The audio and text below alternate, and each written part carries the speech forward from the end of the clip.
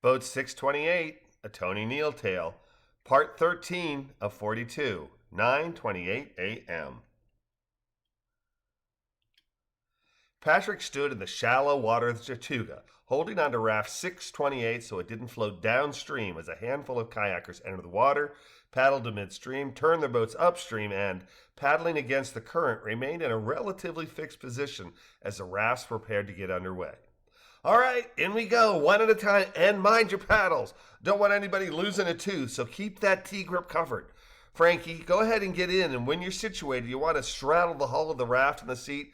Crack on crack is the expression we use. You can deliver a lot more power to the paddle the closer you get to the edge, but obviously you're also a lot more likely to fall out. Not that falling out is going to be a problem at first. The river is wide here, and that means the current is slow. Everybody get in nice and easy, and we'll go over directions. Gene, he continued once Frankie was in the crack on crack front left position, your turn.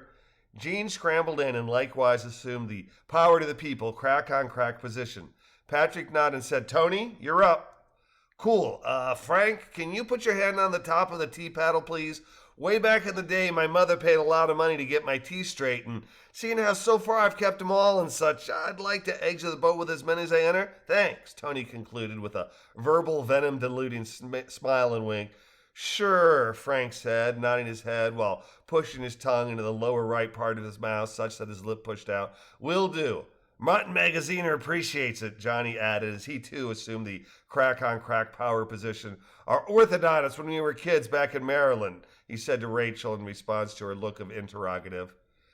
Rachel climbed aboard and sat behind Tony prior to Laurie sitting behind Johnny and then Patrick taking his place at the stern of 628.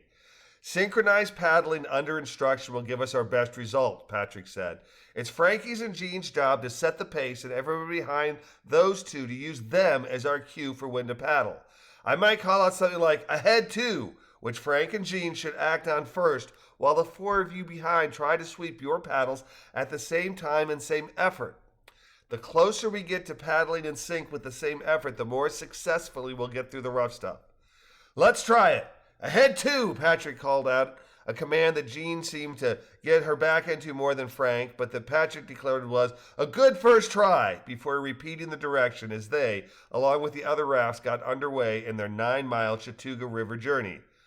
One thing about all this rain, Gene said to Tony over his shoulder, the water falling into this river is just awesome, isn't it?